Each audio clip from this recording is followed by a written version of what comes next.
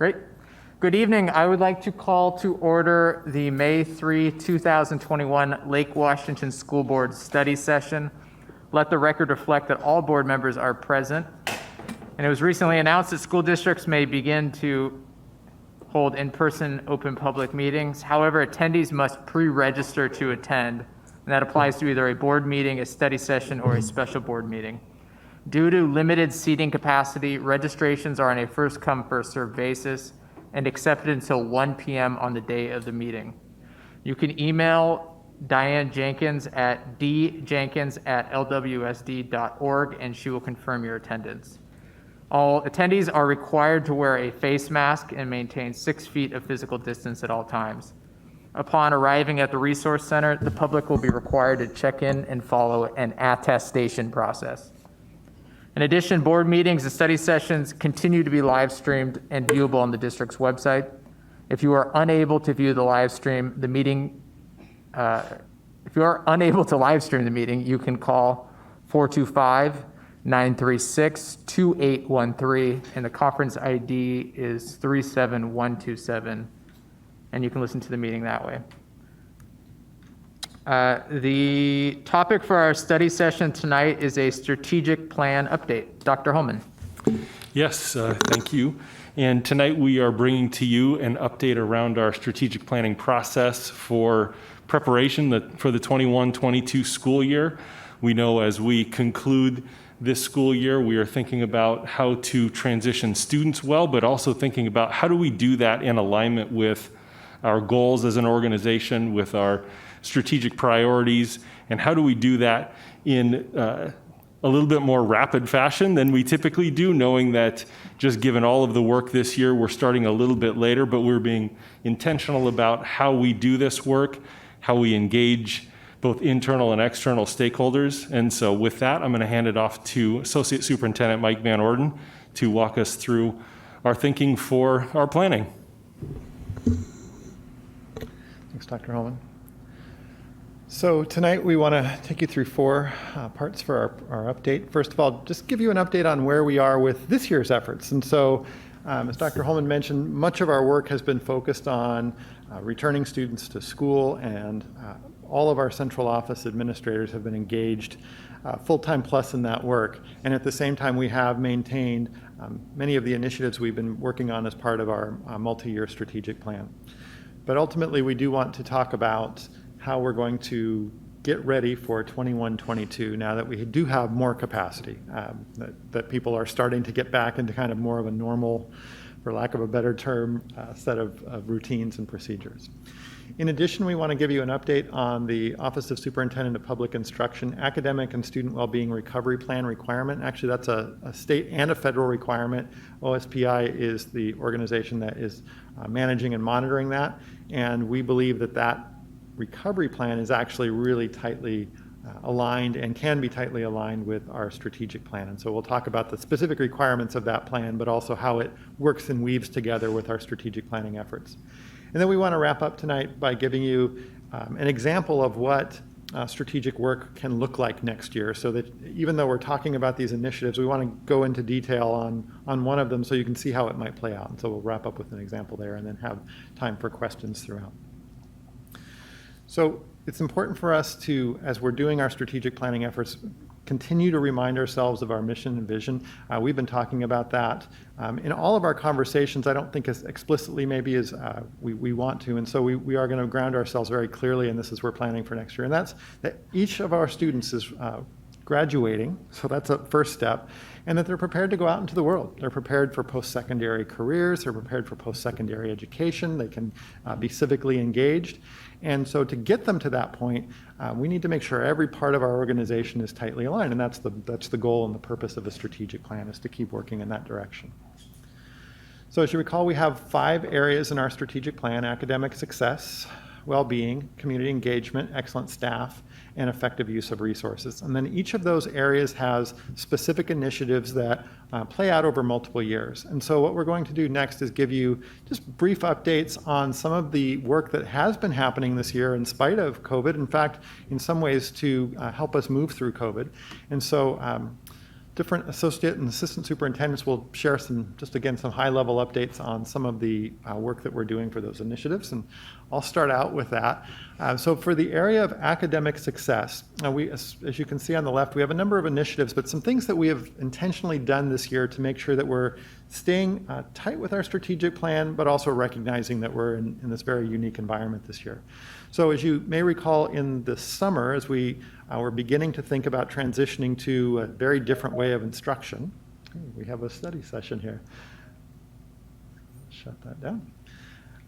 We prepared our teachers, we did training. And so as we were building that training, our central office administrators were developing that. They built in elements of culturally responsive teaching. And we had some very specific ones that we identified a few years back, sheltered instruction observation protocol, but there are also other strategies of culturally responsive teaching, including student engagement, making sure that we're acknowledging what students are bringing to the classroom, how we communicate with students, all of those different things. And so those were built into the training that was part of our preparation for teachers to move to a remote environment. In addition, we have maintained our partnership with the SWIFT Center, and I believe we've shared this with you before. The SWIFT Center is a national technical assistance center that provides support around building MTSS systems so that you can make sure that every student is included in a really rich, robust set of educational experiences. And so we maintain that partnership. It wasn't as full and as extensive as we intended when we first partnered with them, but we did continue to work with our schools, and that will serve us as we move forward because it was a template for how we can scale up to all of our schools. In addition, as you know, this year we began a partnership with the TIE Center as part of an inclusive practices project from the Office of Superintendent of Public Instruction in the state of Washington. And that actually is dovetailing and will dovetail very nicely with our MTSS work with the SWIFT Center. And in fact, the SWIFT Center folks that have been working with us are attending our TIE Center work so that we can make sure that we're not having these separate siloed initiatives. Finally, the last couple, our College and Career Readiness Department has used this year really to scour all of our programs for college and career and technical education to make sure they're all in alignment with the latest CTE frameworks. And so they've been going through course catalogs, updating courses, adjusting course descriptions, things like that to make sure that we're really providing a well-articulated CTE program.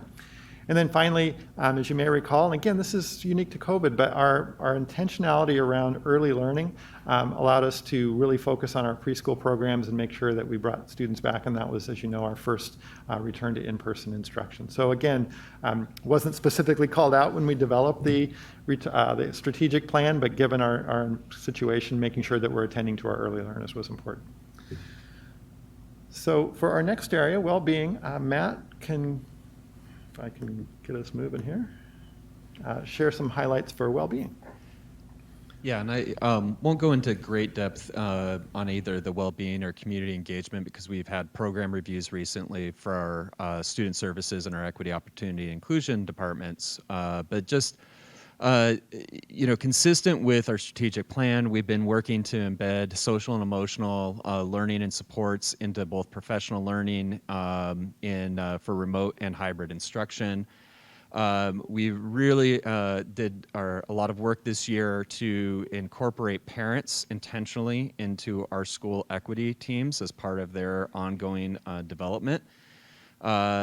We provided quite a bit of equity, racial equity training to not only all of our administrators, but all of our certificated educators. And while our safety element that was called out in a strategic plan, we didn't anticipate COVID. We had primarily spent a lot of energy this year in developing a COVID safety plan that would allow us to reopen our schools, and also have worked to reinstitute athletics and activities. We'll be starting up with middle school activities. I'm really excited about starting, I believe, this week. So. And then in community engagement, we continue to build out our Department of Opportunity, Equity, and Inclusion, hiring 4 family equity and family engagement coordinators who have been helping to not only serve as liaisons within the community, but also to help build the capacities within our school systems.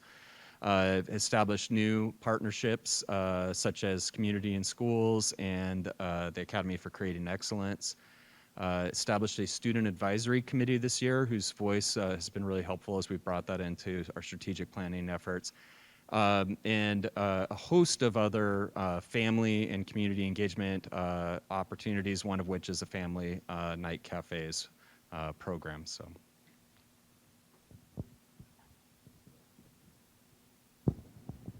Dr. Ross is going to walk us through some of the work that we've been doing through our Human Resources Department. Yeah, thank you, Mike. Excited to talk about some of the efforts in HR as it relates to recruiting, attracting, and hiring excellent staff. I'm going to just talk generally about some systems pieces. Done a lot of work around looking at the systems of HR, the functions of HR. Did a process mapping journey that we're still in the process of doing. And what that does for us is it allows us to streamline the hiring and onboarding processes. And the reason that that's important is because it really impacts the experience of somebody who's coming into Lake Washington. And so I'm excited about that level of work because it really helps with alignment, and then it helps us to be smarter and really look to build up other areas that we may have been very heavy in terms of human touching. So really looking to automate and streamline those processes. That then gives us the opportunity to be more strategic in the programs that come through HR. And so the one that we're really excited about is the Student Teacher Pathways program. And we look at the Student Teacher program as really a frontline to hiring student teachers who are with us for a few months, some of them even as much as a year. They have the opportunity to learn Lake Washington, learn about our values. We're able to get them involved in programs, and they are really on the first line of hiring. And so excited about that. We have about 150 student teachers that come through our program throughout a year. And so when you think about a pool, that's certainly a very robust pool of new, excited teachers who are exposed to us. We've looked at expanding opportunities in terms of readying our hiring committees. And so really looking at best practices in terms of hiring committees, a toolkit that works specifically with hiring managers and building and department chairs so that they are well versed in practices that are built around integrity, doing a lot around bias training, and really ensuring that we have a diversified hiring group of people who can then be very instrumental in giving appropriate feedback, evidence-based feedback, to ensure that we hire the best person for the position that's open. And the last thing that I'll speak to is we've engaged with a national recruitment firm around central leadership positions, and that's about being intentional of diversifying our pool. And really doing some very different types of approaches, very targeted with specific groups to ensure that we have a pool that is representative of the students and the families that are in our district. And then for our educators or administrators of color, been very intentional about supporting affinity spaces for them to ensure that there's that feeling of belongingness and just wanting to be thoughtful about what a very proactive well-being approach looks like.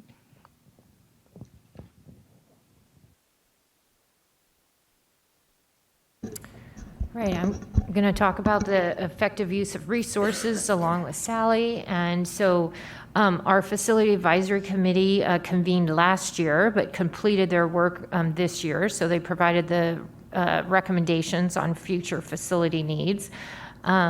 We also, for the second year in a row, engaged an outside demographer, Flow Analytics, to provide our updated enrollment forecast through 2030. We continue to look for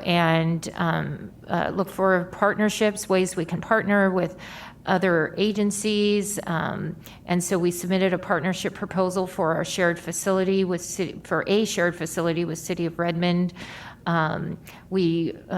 Once Old Redmond Schoolhouse opened, this isn't on here, but Old Redmond Schoolhouse, we have a lease sharing that space with the City of Redmond as well.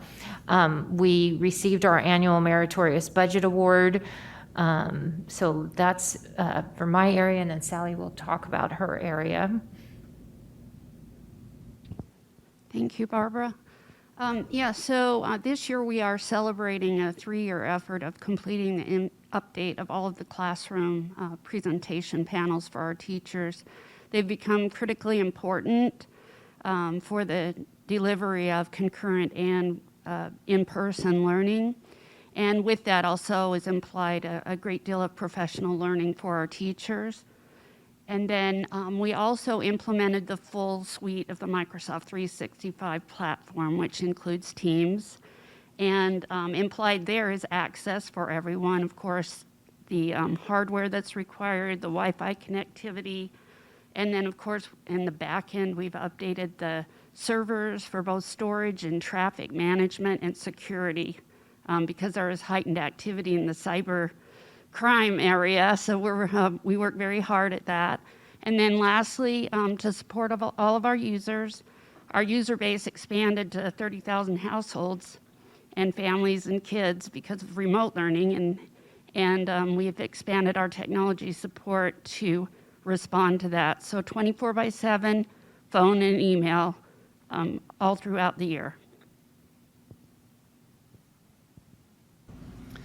Thanks. So as I was mentioning, our central office administrators have been working to get kids back into school, support buildings, and that's been a major, major effort. And at the same time, as you can see, there are still some strategic planning efforts that are directly connected to our original intentions for our strategic plan, but also acknowledging the unique environment we're in. So I can keep going if we want. So as we move to this next portion, we want to talk about how we're going to be planning for the 21-22 school year. And as you know, we, for many years, have had a very intentional strategic planning process that begins as early as February many years. As I was mentioning before, just given the capacity of our system to attend to all of the things that had to happen and that were changing pretty much weekly, we have a much more accelerated process, but we're still maintaining the core elements of that strategic planning process, and so we want to walk you through those next. So as we think about how we're going to engage in strategic planning with our administrators and our families and our teachers and our students, we always want to come back to it, as I was sharing at the beginning, that idea that every student needs to graduate ready, future ready. And so we see the major initiatives as we move into 21-22 to support that work are around our efforts to build multi-tiered systems of supports, and we'll talk more about that in a little bit later. And then embedded into that are inclusive practices. And so as we've been working with schools around MTSS, we have found that they get to a point where they say, okay, we know what we need to work on right now, and then the next step is how do we do that? And that's where the idea of inclusive practices comes in, is how do you actually make sure every kid gets what they need and can be a member of their community. And then ultimately, all of that is also grounded in our equity work, that we make sure that each person gets what they need and each person needs unique things. So as we begin our planning efforts, we really, anytime you do strategic planning, you really are thinking about how do you use the time and the people and the budget capacity that you have in your system. And there's not, as you all know, not an infinite amount of time, and that people, we have to have skills and practices developed in our folks, and we have so much budget. And so really the work is to bring those things together in such a way that you get the outcomes that you want. And so a strategic planning process really does need to factor in all three of those areas. You may recall this process as well. As we think about our strategic planning, even under a relatively tight timeline, we want to think about a process that we use that's cyclical. And so the process that starts out with what are our desired outcomes and what data are we going to use? And you'll see not only is this part of our strategic planning process, but I'll refer back to this when we talk about the recovery planning process that we're also required to do through the Office of Superintendent of Public Instruction. In addition, we need to see where our system is ready and where they have capacity. And so, for example, in our MTSS efforts, we've had some initial groundbreaking work to start creating some of that capacity. And so now we want to start scaling up and moving out to more schools. We need to build readiness in our system, and so that's partly our strategic planning process and allocating resources. Use research and effective practices, and then begin to implement. And so that's always one of the big challenges, is to do implementation well. You need to have lots of things in place. You need to make sure that people have skills. You need to make sure you allocate the time. So those, going back to those resources I mentioned at the beginning, and then have systems of support to provide help for the people who are implementing, monitor that and make adjustments, and then continuously assess. So that's our cycle that we want to be thinking about as we're part of our, as we're working through our strategic planning process. So very specifically then for 21-22, we've shared with you briefly key priorities that we'll have as a system. And so our next step will be, we have, as you know, multiple divisions in our district, and we had some of the leaders for those divisions speak to some of the initiatives we were working on already. And what we'll be doing is working with our directors and our folks in our divisions to identify strategic work that moves us towards those key priorities. And then the next step will be for a superintendent review and a board review to kind of talk about how do those align with our priorities, what are the resources attached to them, and start to make refinements and adjustments. And then Cabinet will review them as a whole. And then we'll take those to our strategic advisory leadership team. And just as a reminder, that's a representative group of administrators at multiple levels in the organization that advises the superintendent on organizational health, on strategic planning, and budget. And so that group includes principals, department administrators, directors from all levels of the organization, as I mentioned. And so that group will review those initiatives and give feedback on them. For example, a principal might say, that's going to be, if you don't think about, for example, the amount of time or spacing things out, you're going to have a hard time engaging teachers in a way that's meaningful. And so then that feedback can be used by our directors and our cabinet to make adjustments to those initiatives to make sure that they can be implemented well. Then we'll have an opportunity for board review, and that will be not only initiatives, but also the budget that goes with them.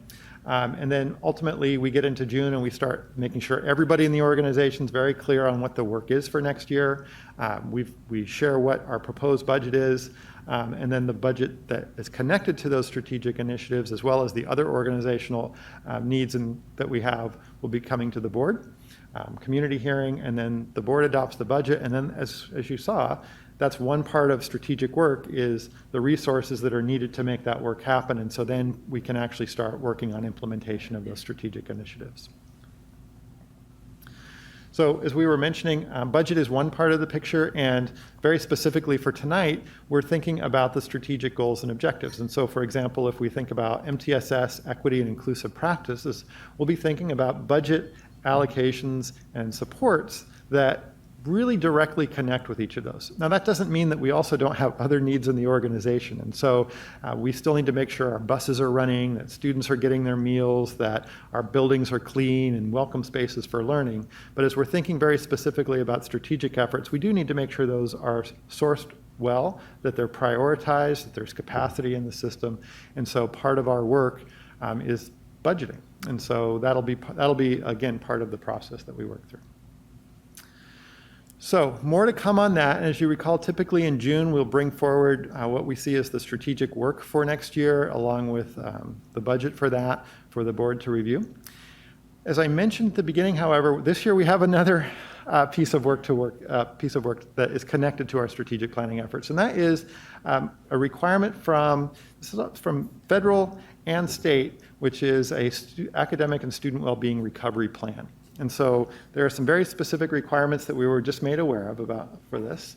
And OSPI is the lead organization to guide and direct that work. And so what I'm going to do is walk you through some of the specific requirements, because there is a board element to these as well.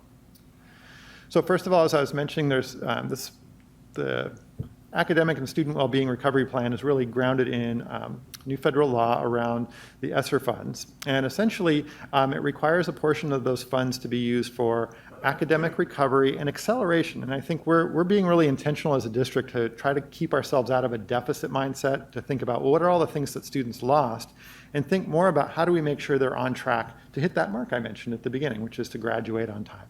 And so it's not so much about going back and making up all their lost learning. It's how do you make sure that they get to the learning they need to be at the point at which they enter school year. And if that means you have to accelerate and put some things together or teach standards that come at that grade level in different ways, that will help you to make sure students stay on track.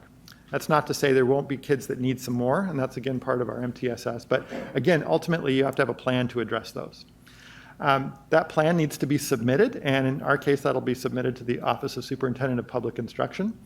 And the board, as part of OSPI's review, the board will need to approve that before it's submitted. In addition, that plan needs to be posted on our website in an accessible way for those with disabilities and those in our community who have a language other than English. In addition, Washington State has some additional requirements.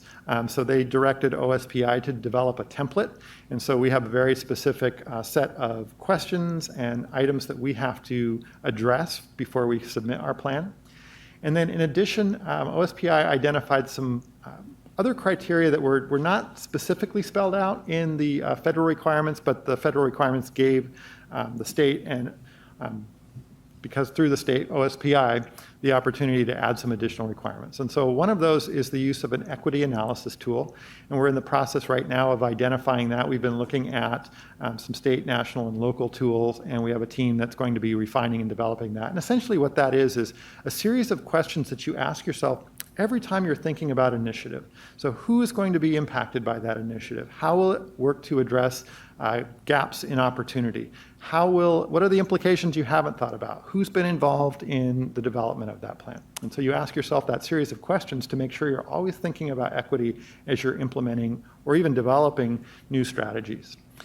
In addition, as we mentioned, the school board needs to approve the plan, and so we'll be bringing that to you on May 17th. And the plan needs to be posted on our website as part of the federal requirements.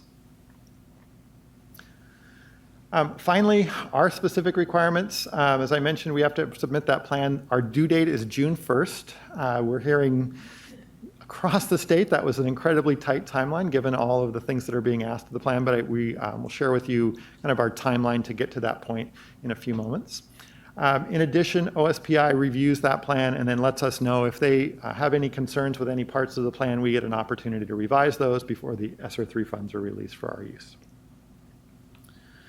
So as I mentioned, the OSPI plan and our strategic planning are similar in a lot of ways. And so the plan comes with a number of guiding documents, or the planning template comes with a number of guiding documents. They use what's called a plan, do, study, act cycle, very similar to our plan, learn, and implement, and evaluate cycle. But essentially, we want to make sure that we build this in. It doesn't become a standalone, separate process to our strategic planning. So for example, one of the requirements for the state plan, OSPI plan, is to identify and use assessments to identify groups of students who need more.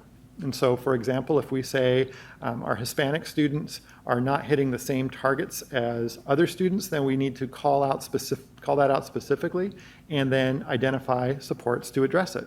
And so again, that's part of our strategic planning process as well, is to monitor groups of students with key benchmarks and indicators and use those to drive strategic efforts. In addition, we need to be thinking about inclusion of all student groups. And so I mentioned racial groups, but also ability, language status, socioeconomic status.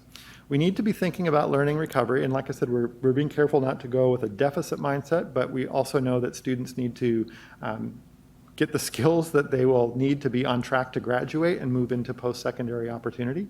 And then finally, as I mentioned, we need to do an equity analysis of our plan. So we're going to build that into the submissions from each of our divisions, as well as an overall review before we finalize our plan to bring to you.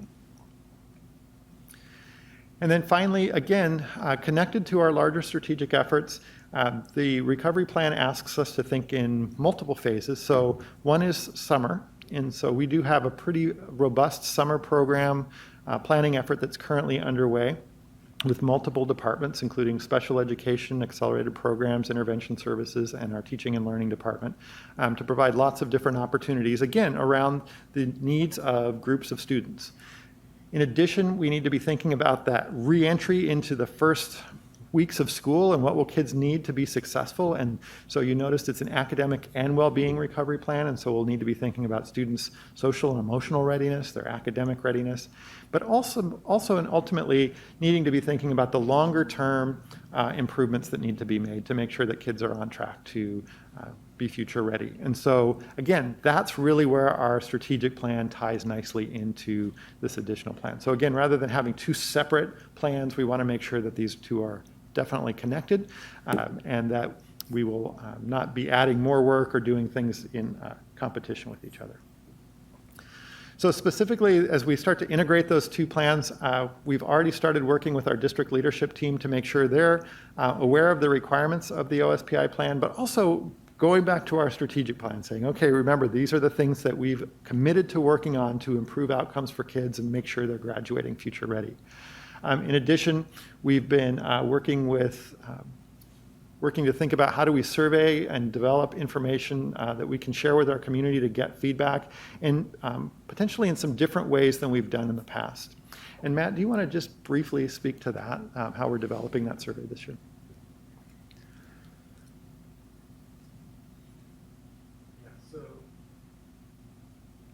One of the things that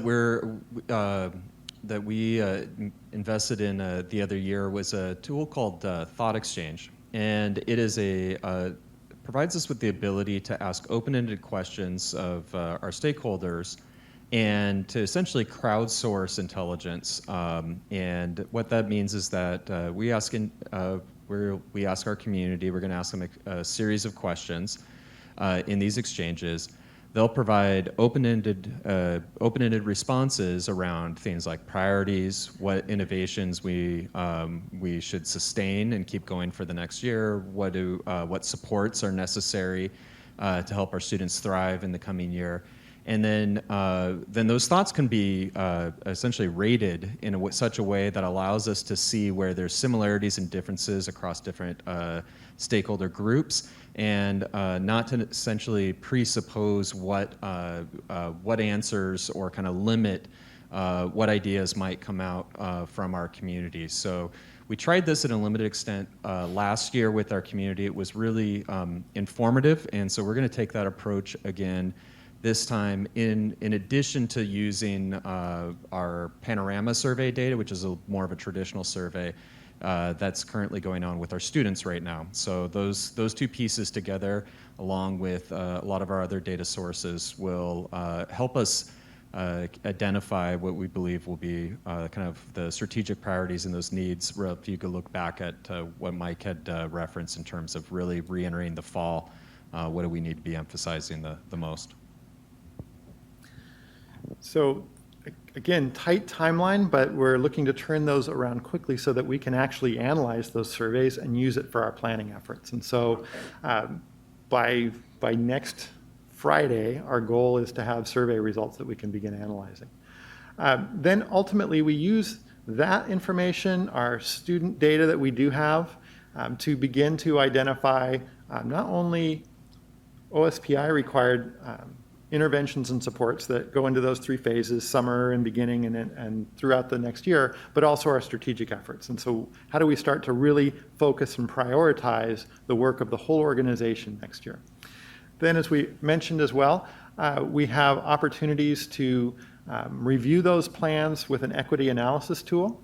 And again, that asks a series of questions about the strategic work to make sure that we're attending to equity as we're working through it. Our strategic advisory leadership team then will provide feedback. And so that's, again, that's a similar process to what we've used in the past, but it's happening in a much more accelerated timeline. And then the board approves the recovery plan by May 17th. So you can see that as you start to think about the timing for that, and I'll show you that on a calendar in a moment. And then finally, in June, we finalize our strategic work items. So the recovery plan has some very specific items we need to attend to and have signed off by May 17th for a June 1 submission. But there are larger strategic items that are even outside of that recovery plan. And so we'll continue to work and finalize those by June. Also, as you know, the main amount of time that we have available to get every certificated staff member in the organization is our LEAP time. And so we map out our strategic work to that LEAP time so that we're using it to provide professional learning to people in the organization. But oftentimes also we provide professional learning and support even outside of that LEAP time. And then we go begin in earnest, really getting ready for August for that launch of the school year, to really get the organization ready, and then be thinking about longer term professional learning as well. And so that happens throughout the summer. Our central leadership team and school and building administrators begin to kind of map out not only August, but to prepare for August and map out and prepare for the school year. As I mentioned, our recovery plan is due on June 1st, and then we also shared we will be having a budget process that will include strategic items that we'll be bringing to the board in June. So as you map that out, just to see it all on a calendar, and really the big idea here is to see the timeline. We are in that first week of May, and we have in 2 weeks a recovery plan due to the board, and then 2 weeks later to OSPI. We have a number of different leadership groups in our organization. So we have a central leadership team that includes all of our central office administrators. We have a smaller work group that we use for our return to school planning that meets weekly. And so that group really is the driver of our strategic work. We have district administrators, so we meet with our building administrators monthly. And so tomorrow, for example, we're going to be working with our elementary administrators, just talking about the mindset of students returning to school and thinking about how do you accelerate learning and make sure that you're really taking advantage of lessons learned and building on those. And then the next step will be to ask them what are they seeing as their most significant needs in their buildings, so that we can take that and fold it into our planning efforts as well. Our strategic advisory leadership team, as you can see up there in green, is meeting approximately every other week to provide feedback along the way. And ultimately, we spend that last week of June really just digging into getting ready for our summer planning efforts. So again, normally what you see up here is mapped out over 4 or 5 months, and we're working into about 2 months to get this same amount of work done.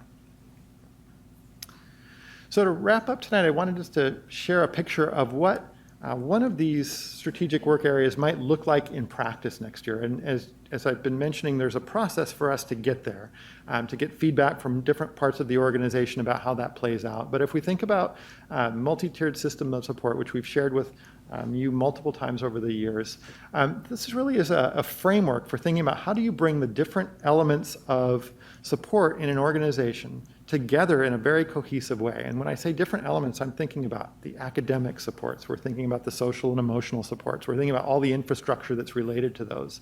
And do that in a way that's coordinated and supported. And so the idea is you have a continuum of supports, that you're making decisions about how to apply those supports using data in a timely and proactive way. So you're not waiting for things to, the end of the year to decide what you're going to do the following year. You're periodically checking throughout the year on how things are going. And so that includes universal screening at the beginning of the year for things like reading and social emotional needs and supports. And then you're monitoring kids along the way. And that you have a team that really oversees that. And then finally, there's a process to problem solve when you're not seeing students, individuals, or groups hitting certain marks, and that you're monitoring those treatments to make sure that you're making good decisions. So we've had a MTSS plan for multiple years, and again, we were in some ways somewhat on hold for this year just given COVID, but we spent 2017 and 19 really building understanding across the system of MTSS. And then 2019-20, we started a pilot process with a number of our schools where we provided support for school leadership teams to analyze their school, identify specific areas in an MTSS framework that they were going to work on, and then build over time that more comprehensive MTSS framework. So as we move into 2021, what we're looking at is the idea that all schools would use that SWIFT or MTSS framework to analyze their school, identify areas of MTSS that they need to develop, and then develop a plan to build that MTSS out over years, and to have district support to do that. And so when we think about that and what that might look like, we've been, as I mentioned at the beginning, working with the Swift Education Center. As part of our pilot process, we worked with a number of schools where they actually did that analysis. So it's an assessment of your school. And you look at multiple domains that are needed to really support overall student success and inclusion.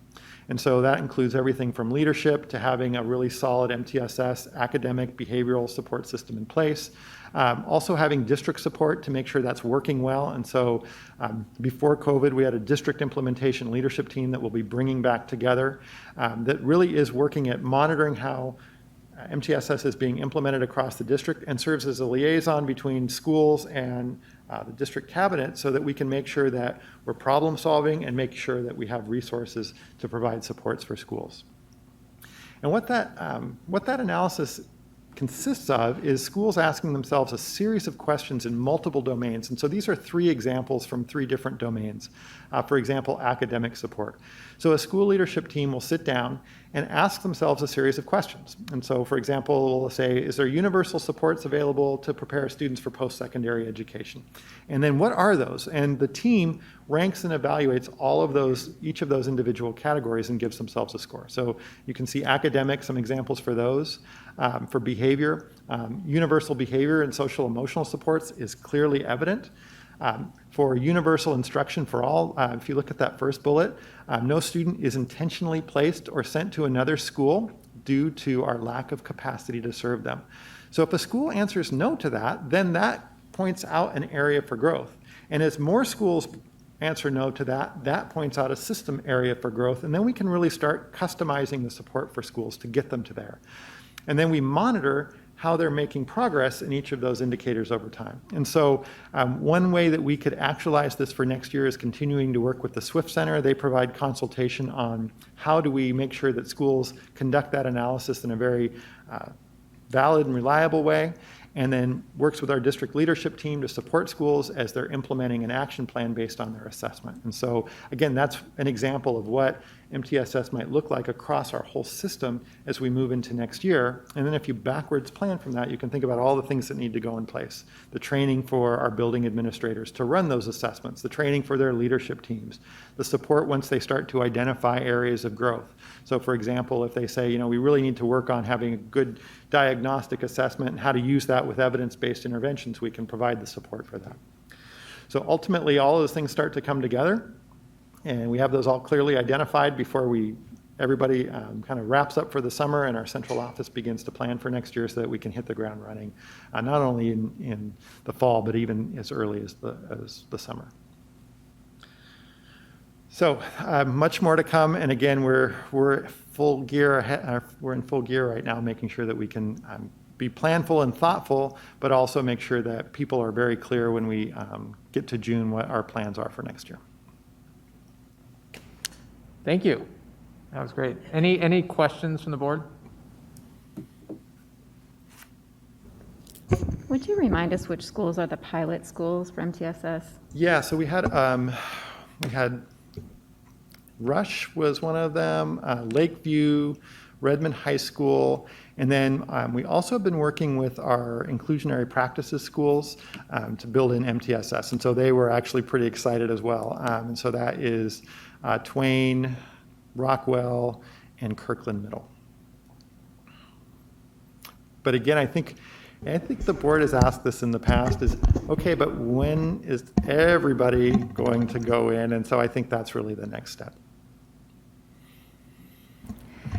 So thank you for the update. A few questions. As I'm listening to this, it was not quite clear to me the points where the community engagement piece. So I do hear a lot of the system and what we're doing. I'm concerned we might be missing a key stakeholder, and it might have been that I just missed that conversation, because from what I've seen, there's a lot of feedback from staff. I'm not hearing the feedback from families or students necessarily at a time when it would be beneficial. Yeah, so specifically I'll start with students. We have our student advisory, I think we've shared. It's a representative group that's a cross-section by level, so an elementary, middle, and high school group. And so part of our work is to develop questions that we can ask our student advisory group. We're thinking our major, again, given our timeline for this year, our major family engagement will be our community surveys that Matt was describing. And so if you recall, the thought exchange idea is that, ideas are brought in and then ultimately multiple people are weighing in on those. So we're getting kind of a broad sense of kind of perspectives. But I think your point too is, for example, in the racial equity analysis tool that we'll be using, it does call out specifically, how have you engaged your families, or how are you planning to do that? And I think what I would add is, part of our MTSS efforts, one of the strands for that is how do you engage your families and how do you interact with your families? And so we have kind of short-term and longer-term things that we'll need to build in. So actually, to the MTSS, as you put that up, sort of the question I had when I looked at that is, if that was staff in a group doing it, it would be interesting, why not have parents doing that same standard review at the same time to be able to provide that feedback immediately? Yeah. Because I think sometimes we separate it too much, and we don't allow them to be at the table with that conversation, because there's a whole different eye looked at it from that. Yeah, similar to our equity teams, and it's taken us some time, but we're getting there.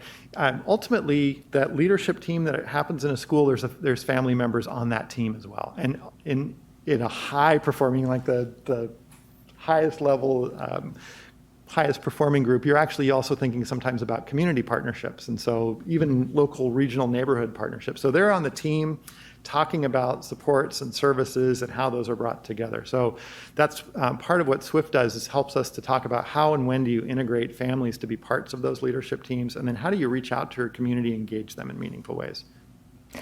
So that's great. I would like to see that for next year. I mean, I recognize, but it's something we've been talking about for a long time. And we keep seeming to be putting off little by little each time. And I think we just have to dive. The only other piece is I was looking through this, there was a lot of how or what we've done with the strategic plan. And we have our ends results, which I know I don't believe in. I could have missed it for ER2 and ER3, which are some of the background. We did ER1. And so a piece of this, they're great activities. How has that impacted our students? How has that made that change? And how do we see what's coming from that? And I hear it's coming, but I see that as being part of what we need in order to drive things forward. Yeah, absolutely. Totally agree. One of the things you may recall in our strategic plans, we have progress indicators.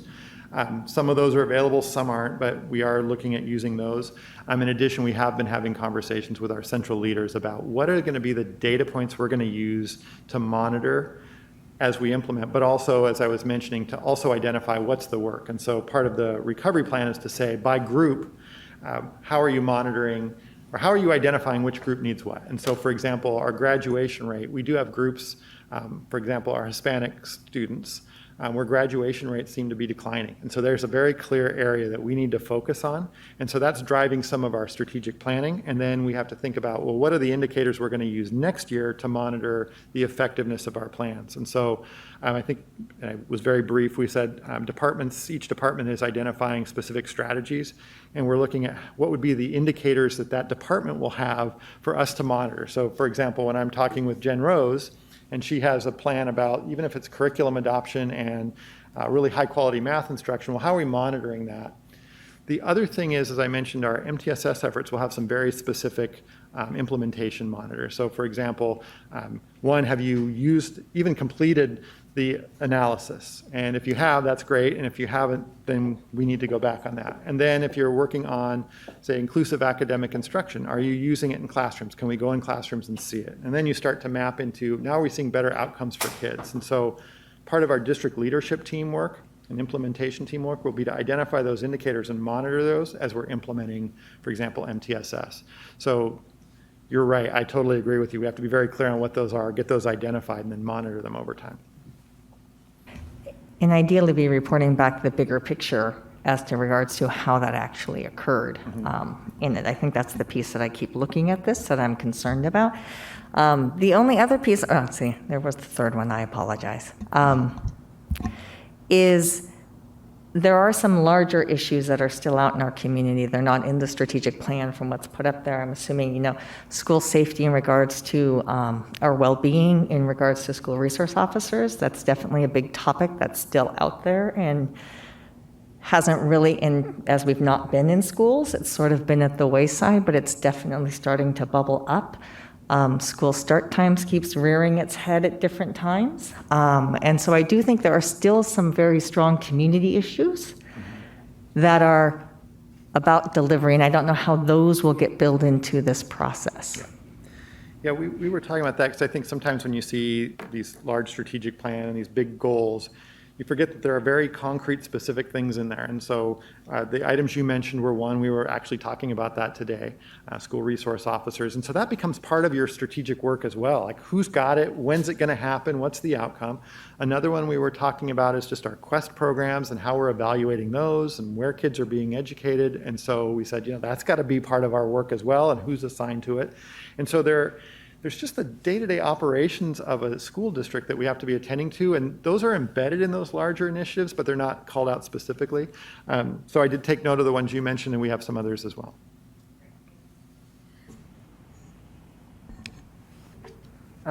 On the recovery plan that the board is approving, I think one of the slides mentioned that it needs to be posted to the district's website in advance.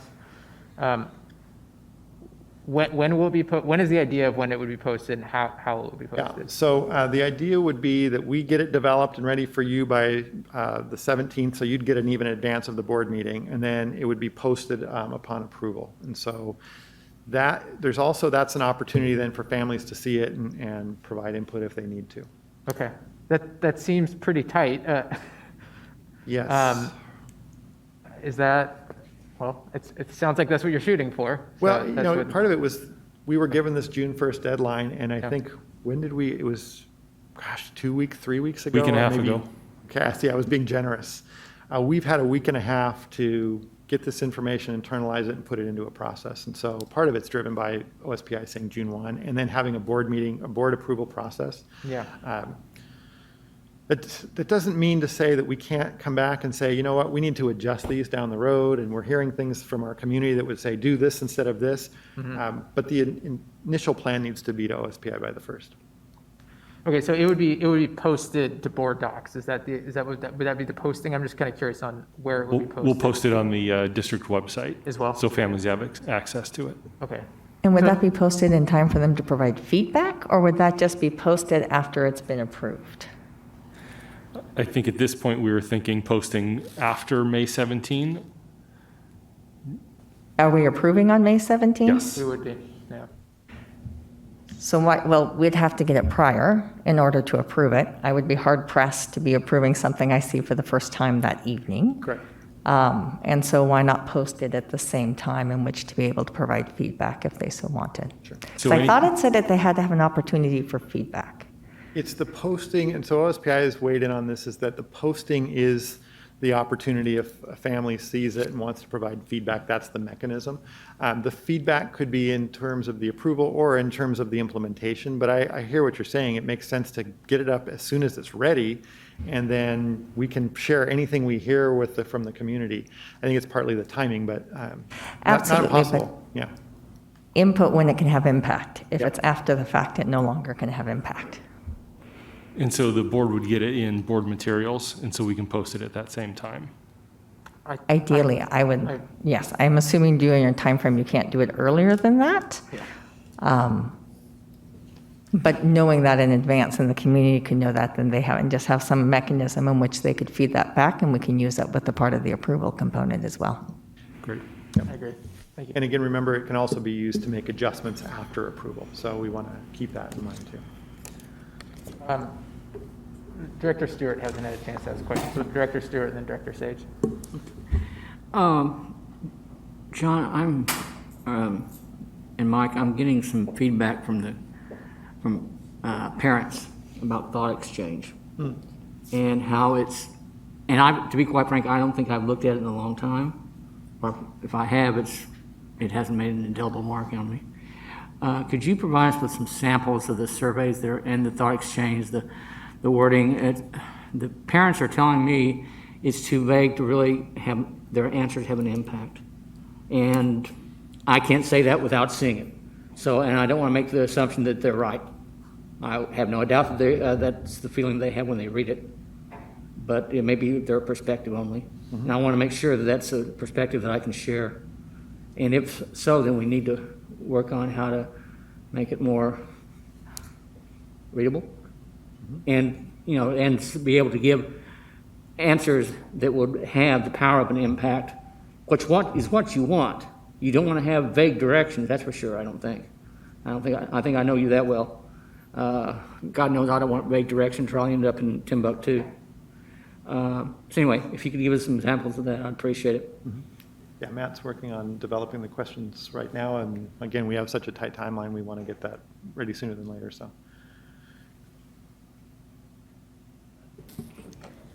I think Matt Gillingham has something to sorry. comment on that first. Go ahead.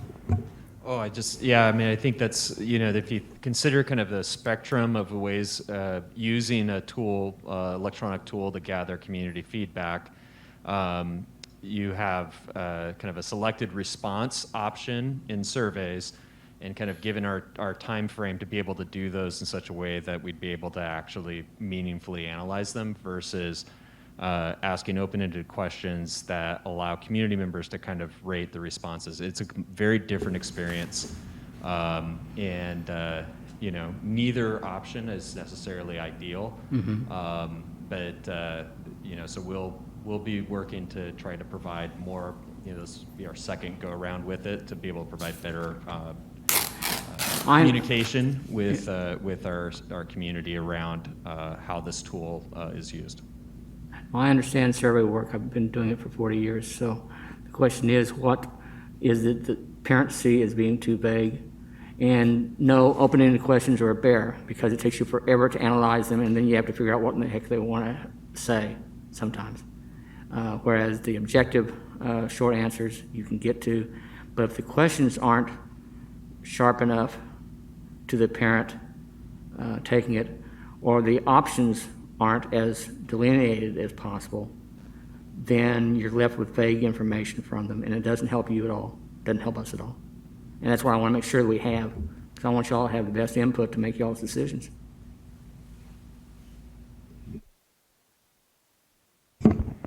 I just wanted to say that I'm so happy to see this and that we're actually moving forward and out of a pilot phase and into more of an implementation phase. I've followed closely what Rockwell and Twain are doing with their MTSS.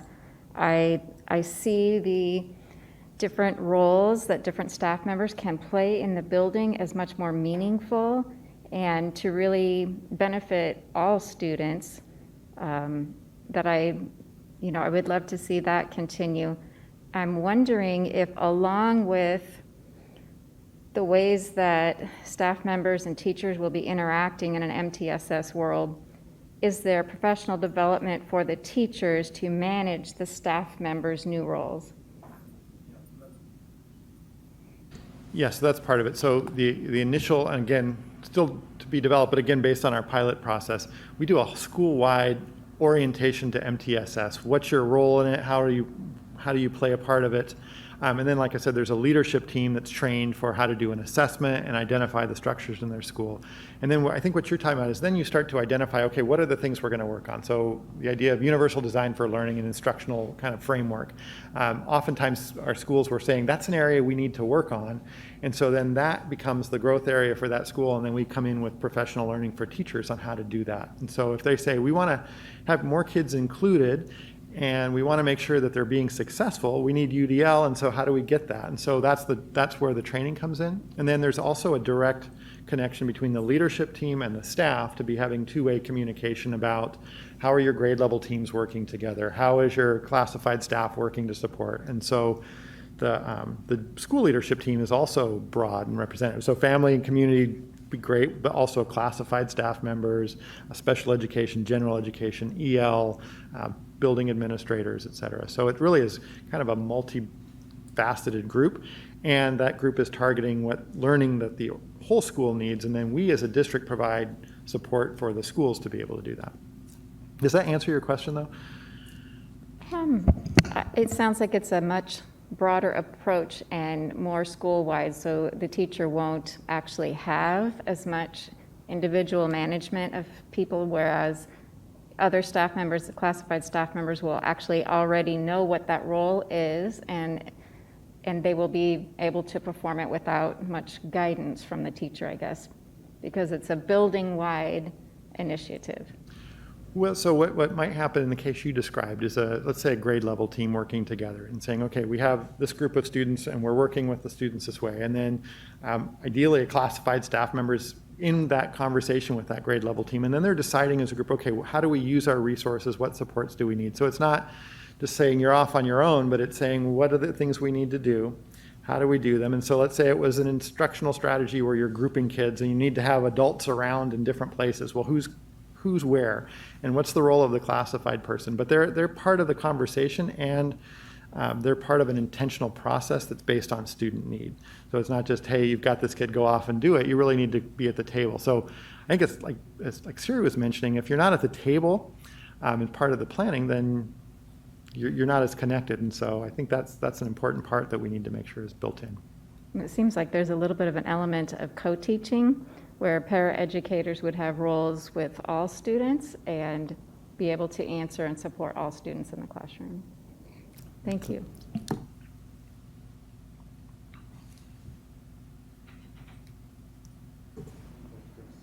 Chris, Dr. Carlson. Siri stole my first and my second thought, but I still actually have one I think is worth saying. And so my first question is that this recovery plan timeline is highly constrained. I mean, we're doing this to access ESSER funds. Now, ESSER funds are not going to be our only discretionary funds in the coming year, yes? I want to make sure of that, because that doesn't, just because it's not in here doesn't mean that it won't happen. And when you mentioned Quest, actually, it's both, when it comes to equity, the programs I have the greatest concern about are the choice schools and our gifted programs in terms of equity of access for numerous groups. And that's something I don't see MTSS addressing.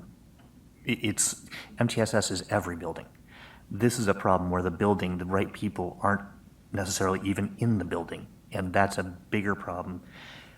So that doesn't have to fall under ESSER, but it's definitely something I want to make sure is in your strategic planning for the next year.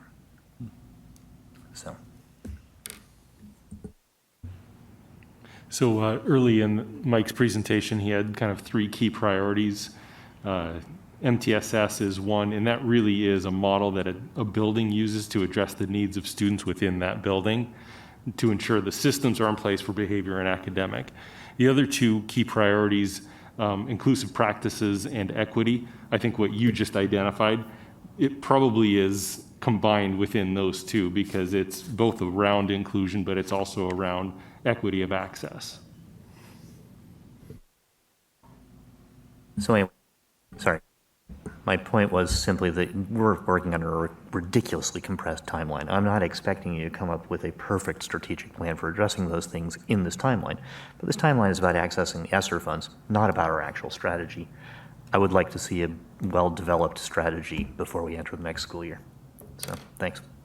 Yeah, and just as an example, you may recall our dual language program years ago we started. So that was assigned, and it was by the end of the year, you need to have a program ready. And so there was a year of kind of planning, learning, is using that plie process we mentioned. And by the end of the year, we said, okay, we're ready to launch, and here we go. So, I think part of it is what I've heard so far is Quest, SROs, start time, those are things that would say, okay, you need to at least evaluate what's the status, have a plan and some recommendations by the end of the year. And so those, like you say, they might not be part of the larger strategic initiatives, but they are work that has to happen as part of the three areas John mentioned. The one other piece through this is, as those initiatives are, tying those to where we see the impact on the ends would really be sort of the key step and helpful from a board perspective.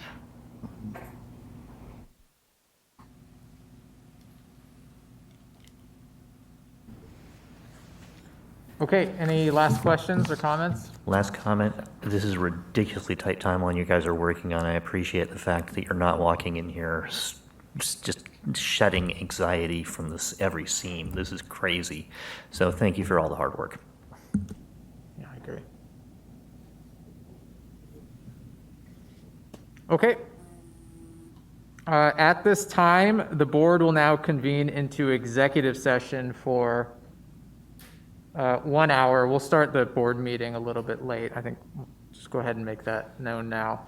For the purpose of reviewing the performance of a public employee. And following the executive session, there will be no board action, and the May 3, 2021 study session will be adjourned. So 6:09, we will start the business meeting of the board at 7:15. Thank you. Yeah, back in here.